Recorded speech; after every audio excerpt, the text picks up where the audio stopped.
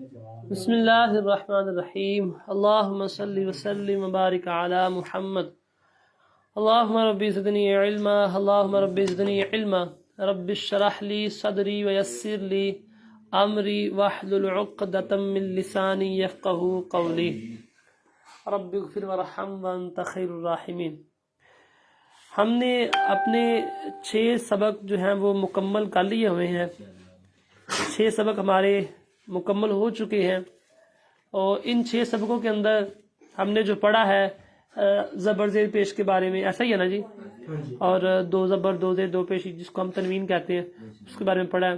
پھر ہم نے مخارج پہ اپنے درست کیے۔ مخارج تو آپ کو میں نے پہلے بھی بتایا کہ ہمارے درست ہوتے ہی رہیں گے جب تک ہم قرآن پاک پڑھیں گے، جب تک ہم سپارہ پڑھیں گے، کریں گے، ہر سٹیج پہ جا کے ہم اپنا مخارج جو ہے ان پہ خاصی توجہ دینی ہمیں پڑے گی۔ پھر مخارج جو ہیں وہ ایک دور ایسا آئے گا، ایک وقت ایسا آئے گا کہ ہمارے مخارج بالکل صحیح ہو چکے ہوں گے۔ یہ کوشش کے ساتھ ہوگا۔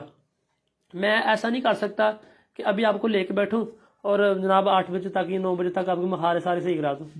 میں آپ کو ایک وے دے سکتا ہوں، راستہ دے سکتا ہوں کہ ایسے مخارج صحیح ہوں گے، لیکن کرنے آپ نے ہے، محنت آپ نے کرنی ہے۔ جو جتنی محنت کرے گا، بیٹا اندر آ جاؤ، کیا کرے باہر، جو جتنی محنت کے ساتھ اچھا پڑھے گا اتنی جلدی وہ اپنے مخارج جو ہے وہ درست کر لے گا۔ چلو جی، آج ہم نے سبق نمبر 7 پڑھنا ہے۔ سبق نمبر 7 پڑھنا ہے۔ تو سبق نمبر 7 کے اندر جو ہے آج ایک اور چیز بھی ہم ایڈ کریں گے جی اپنے اس جو ہم نے پیچھے کتنی چیزیں پڑھی ہیں ابھی تک؟ 6 چیزیں۔ کون کون سی پڑھا؟ زبر زیر پیش، 2 زبر 2 زیر 2 پیش۔ آج ہم جزم کو بھی ایڈ کریں گے۔ کس کو جی؟ جزم کو۔ اس علامت کو کیا کہتے ہیں جی؟ جزم کہتے ہیں۔ کیا کہتے ہیں؟ جزم کہتے ہیں۔ توجہ سب کی میری طرف ہونی چاہیے، ورنہ بیٹھنے کا پڑھنے کا فائدہ نہیں ہوگا، ٹھیک ہے؟ ایک لمحے کے لیے بھی ادھر ادھر آپ کی توجہ نہ ہو، ٹھیک ہے؟ اچھا دیکھیں، اس علامت کو کیا کہتے ہیں؟ کس علامت کو بولا جو اوپر لکھی ہے؟ توجہ کریں۔ ہاں، دال کی طرح مڑی ہوئی شکل کو کیا کہتے ہیں؟ جزم۔ اچھا، جس حرف پر جزم ہوتی ہے اسے ساکن کہتے ہیں، ٹھیک ہے؟ ساکن۔ اے لفظ یاد کر لو، ساکن کیوں آتے ہیں؟ ہاں، جس حرف پر جزم اسے ساکن کہتے ہیں، ٹھیک ہے؟ اچھا بھائی، ساکن حرف کے بارے میں ایک بات آپ نے یاد رکھنی ہے کہ ساکن حرف کیسے پڑھا جاتا ہے۔ یہ جو نیچے والا پوائنٹ ہے نا، یہ والا ضرور یاد رکھنا ہے۔ پوائنٹ نمبر 2 پوائنٹ نمبر 2 ضرور یاد رکھنا ہے۔ ساکن حرف اپنے سے پہلے زبر زیر پیش والے حرف سے مل کر پڑھا جاتا ہے۔ اب آپ توجہ کریں ذرا، ایک لفظ میں لکھتا ہوں لام۔ کیا لکھا جی؟ لام۔ لام کے اوپر میں نے لگا دی جزم۔ اب بتائیں یہ لام جو ہے یہ اکیلا پڑھا جائے گا؟ نہیں پڑھا جائے گا۔ لام اکیلا نہیں پڑھا جائے گا۔ بھائی لام کو حاجت ہوگی اپنے سے پہلے کسی زبر زیر پیش والے حرف کی، کسی متحرک حرف کی، ٹھیک ہے؟ یہاں پہ متحرک لکھا ہوا ہے، ٹھیک ہے؟ متحرک کا مطلب زبر زیر پیش والا، ٹھیک ہے؟ تو لام کیا ہے جی؟ ساکن۔ کیا ہے؟ لام ساکن ہے۔ اب لام اکیلا ہم نہیں پڑھ سکتے۔ قرآن پاک میں جو بھی ساکن حرف ہے نا، اس کو ہم اکیلا نہیں پڑھ سکتے، اور اس کو کسی نہ کسی کے ساتھ ملانا پڑے گا، ضرور ملانا پڑے گا۔ میری بات سمجھ گئے جی؟ اب مثال کے طور پر ہم مثال لے لیتے ہیں، جہاں پہ ہم ملا لیتے ہیں جی، میم کر لیں جی، یہ کیا بن جائے گا؟ میم لام زبر، میم لام زبر مل بن جائے گا، ٹھیک ہے؟ یا کوئی اور کر لیں، دال کے اوپر جزم لگ گئی اور پیچھے زا لگا دیں، اور زا پر زبر ہو سکتی ہے، زیر ہو سکتی ہے، پیش کچھ بھی ہو سکتا ہے۔ دال زا زبر، دال زا زبر دز، ٹھیک ہے؟ اس طرح ہو سکتا ہے۔ تو جو بھی ساکن حرف ہوگا وہ اپنے سے پہلے کس سے ملے گا؟ متحرک کا مطلب زبر زیر پیش والے۔ لکھا ہوا یہاں پہ ساکن حرف اپنے سے پہلے متحرک حرف سے مل کر پڑھا جاتا ہے۔ یہ بات اتنی زیادہ ذہن میں بٹھانے والی ہے نا کہ بہت جگہ پہ آپ کو کام آئے گی، اور بہت سارے بچے اسی بات میں غلطی کرتے ہیں۔ ان کو سمجھ نہیں آتی کس کو کس کے ساتھ ملانا ہے، کہاں اب جوڑ کیسے کرنی ہے، کیا پڑھنا ہے۔ میں ان کو بتاتا رہتا ہوں کہ یار ایسے پڑھو، اس کو نہیں پڑھنا، اس کو پڑھنا ہے. تو یہ چیزیں آپ کو بتائیں گے کون کون سا حرف کس کس کے ساتھ ملے گا. اس چیز سے آپ کو سمجھ آ جائے گی. بھائی ساکین آپ کو کہیں نظر آ جائے گا، آپ فوراً دیکھ لیں گے بھائی ساکین ہے تو ساکین یہ اپنے سے پہلے ملتا ہے کسی زبر پیش کے ساتھ، تو آپ ملا کے پڑھیں گے. ٹھیک ہے. اب ملانے کا طریقہ کار کیا ہے وہ میں نے آپ کو بتا دیا. میم لام زبر مل، اگر آپ اس کو کریں میم لام زبر لم غلط ہوگا. وہ میم آپ بعد میں لے جائیں گے، لام پہلے. اب اس کو جوڑ اس کے کیسے کریں؟ کوشش کریں کہ پہلے میم کو پڑھیں، نمبر 1 میم کو پڑھیں، نمبر 2 لام کو پڑھیں، نمبر 3 جو میم کے اوپر زبر ہے یا زیر ہے یا پیش ہے پھر اس کو پڑھیں. پہلے دونوں حرفوں کو پڑھیں، پہلے دونوں جن کو ملانا ہے نا پہلے دونوں کو پڑھنا ہے. یہ میں پڑھنے کا طریقہ آپ کو بتا رہا ہوں. پہلے دونوں کو ہاں، پھر اس پر جو زبر زیر پیش آنی ہے پھر اس کو پڑھنا ہے. جیسے میم لام زبر، بعض لوگ کیا کرتے ہیں میم زبر لام مل، یہ انداز درست نہیں ہے، بلکہ میم لام زبر مل. یہ اتنی بڑی بات ہے نا کہ آپ بہت ساری غلطیاں کریں گے آگے جا کے. ٹھیک ہے، مجھے پتہ ہے پچھلی دفعہ بھی ہم نے جب یہ کلاس اپنی لی تھی نا آپ کی یہی غلطیاں نہیں ختم ہو رہی تھی.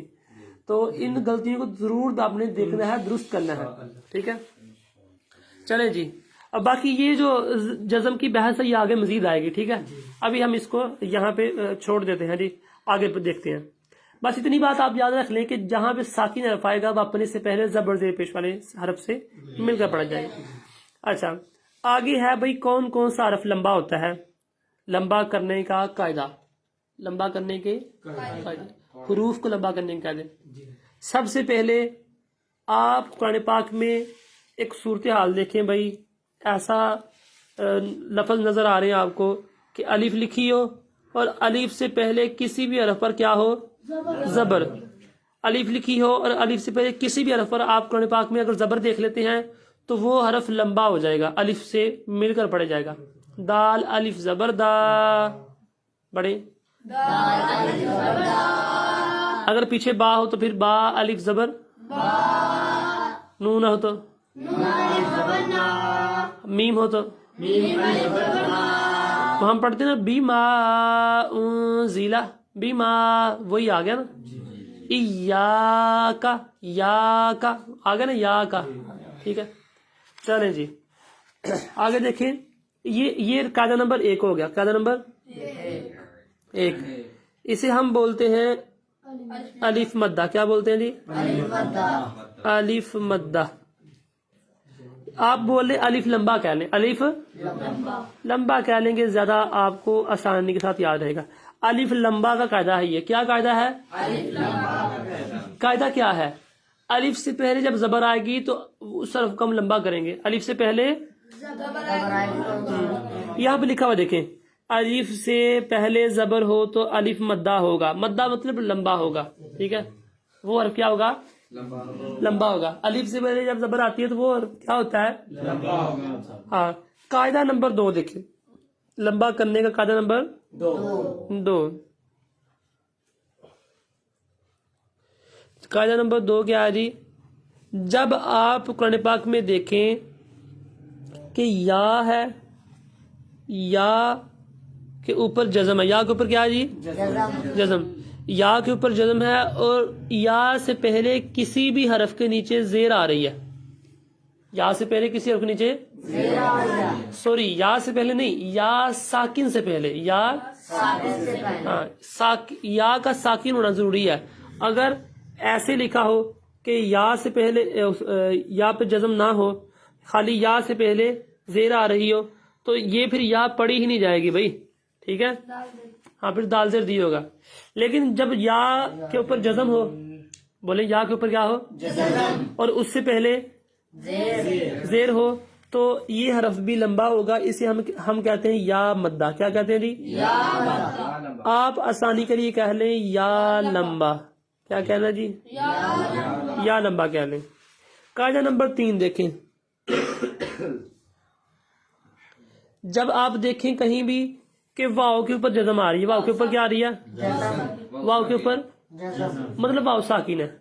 جب آپ دیکھیں کہ واو ساکن ہے اور اس سے پہلے کسی بھی حرف پر کیا آ جی پیش آ گئی، کسی بھی حرف پر، دال پر، نون پر، جیم پر، ہا پر، تو یہ حرف بھی لمبا ہو جائے گا.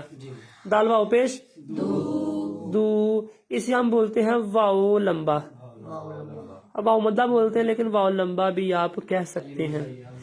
ٹھیک ہے، الف مدہ، الف لمبا، واو لمبا، یا لمبا. ٹھیک ہے، یہاں میں دیکھیں الف سے پہلے زبر ہو تو الف مدہ ہوگا، جیسے با. واو ساکن، واو ساکن سمجھتے ہیں. اچھا آپ ایک چیز غور کر رہے ہیں کہ یہاں پہ لکھا واو ساکن سے پہلے پیش ہو تو واو مدہ ہوگا، یعنی کہ واو لمبا ہوگا، جیسے با پیش بو. اور آگے لکھا ہے یا ساکن سے پہلے زیر ہو تو یا مدہ ہوگا، یہاں یا لمبا ہوگا، جیسے با یا زیر بی. اچھا یہاں پہ انہوں نے کہا ہے واو ساکن اور یا ساکن، لیکن الف کو کیوں ساکن نہیں کہا؟ بھائی الف اگر دیکھو نا، اگر الف ساکن ہو، ٹھیک ہے، الف کے اوپر جزم آئے، دیکھو الف کے اوپر جزم آئے تو یہ ساکن ہوگا نہیں. آپ کا جواب ہونا چاہیے، بنے گا تو حمزہ ہی، لیکن اس کا جواب یوں بنتا ہے کہ الف کو ساکن کرنے کی ضرورت نہیں ہوتی، الف خود ہی ساکن ہوتا ہے. الف پیدائشی طور پر ساکن ہے. ٹھیک ہے، اس کو ساکن کرنے کی ضرورت ہے نہیں. الف کو اوپر اگر جزم لگائیں گے تو وہ کیا بن جائے گی؟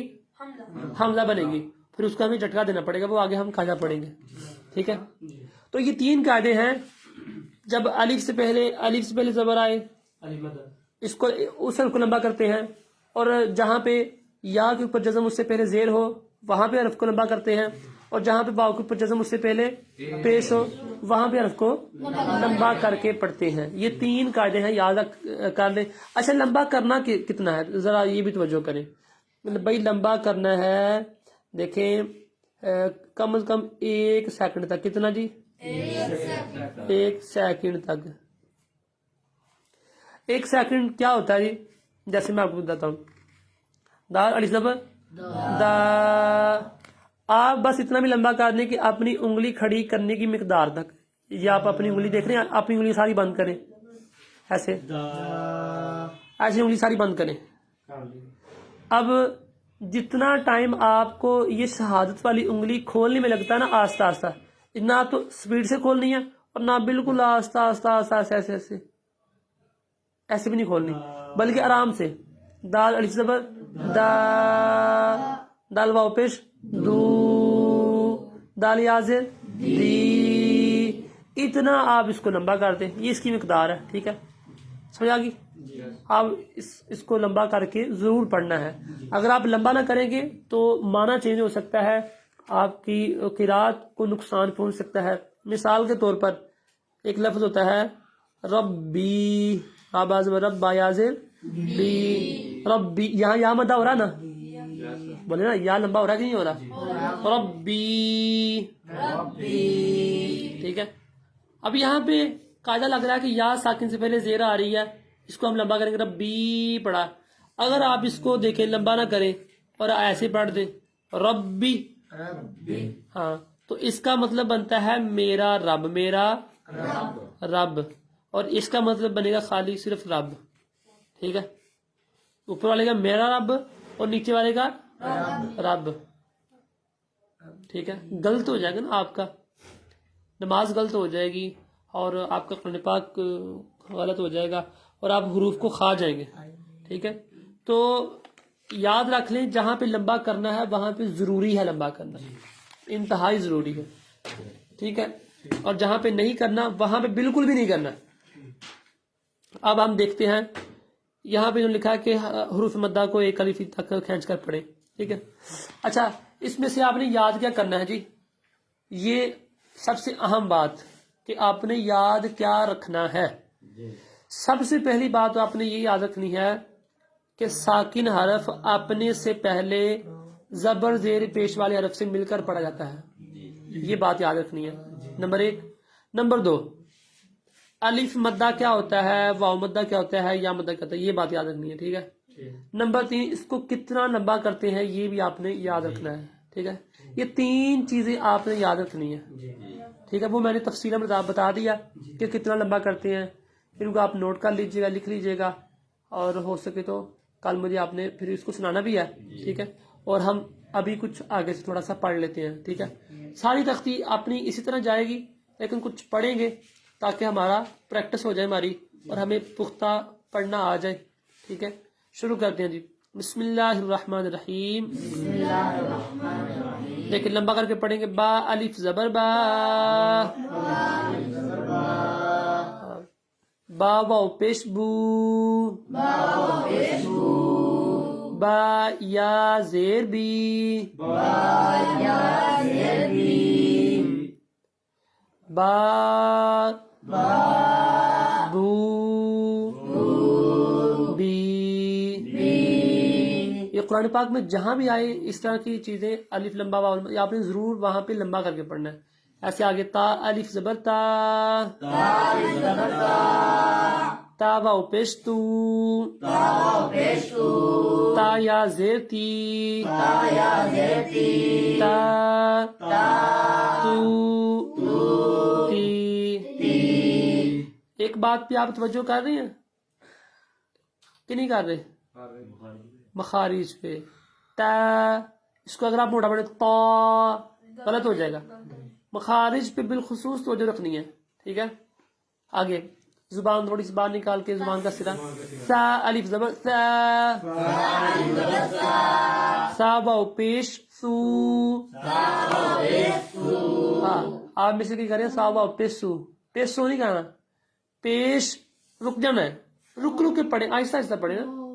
سا واو پیش تو، پیش کیا کرو، رک جائیں پھر پڑھ لیں۔ سا یا زیر سی، سا سو سی۔ اسی طرح جا جو جی۔ آپ نے آج پڑھنا ہے یہاں زا تک، تو ویڈیو یہ لمبی نہ ہو جائے اس لیے ہم یہاں پہ ختم کرتے ہیں، اور ہمارے جو احباب آن لائن اس کو سنتے ہیں ان سے بھی گزارش ہے کہ آپ بھی اسی طرح جس طرز پر پڑھایا گیا ہے ابھی اسی طرز پر اور اسی طریقے پر آپ نے پریکٹس کرنی ہے، اور آپ آگے تک یہاں تک بھی پریکٹس اس کی کر سکتے ہیں، آخر تک بھی کر سکتے ہیں، لیکن آپ کا میں اس لیے کہہ رہا ہوں کہ اس کی زیادہ سے زیادہ آپ پڑھیں، آج بھی پڑھیں، کل بھی پڑھیں، ٹھیک ہے؟ کل ہماری آن لائن کلاس نہیں ہوگی، ٹھیک ہے؟ آپ نے آج بھی سبق کو پڑھنا ہے، کل بھی پڑھنا ہے، تاکہ آپ کے سبق ذہن میں یہ سبق پختہ طریقے کے ساتھ بیٹھ جائے۔ جو ہمارے احباب آن لائن سنتے ہیں ان سے بھی میں یہی التماس کروں گا کہ آپ بھی اس کی پریکٹس کریں، اس کو پختہ کریں سبق کو، اور قواعد کا خیال رکھیں، مخارج کا بھی خیال رکھیں۔ اللہ تعالی ہمیں درست مخارج کے ساتھ قرآن پاک پڑھنے کی توفیق عطا فرمائے۔ اللہ کرے ہم ایسا قرآن پڑھیں کہ ہمیں ہر حرف کے بدلے 10 نیکیاں ملنا بھی شروع ہو جائے، کیونکہ بہت سارے قرآن پاک غلط پڑھتے ہیں تو بہت سارا پھر معاملہ خراب بنتا ہے، اور روایات بھی ملتی ہیں کہ فرمایا کہ رب قارئ للقرآن والقرآن یلعنہ، کہ بعض قرآن پاک پڑھنے والے ایسے ہیں کہ قرآن ان پر لعنت کرتا ہے۔ اللہ ہمیں معاف فرمائے اور ہماری غلطیوں کو اللہ دور فرمائے۔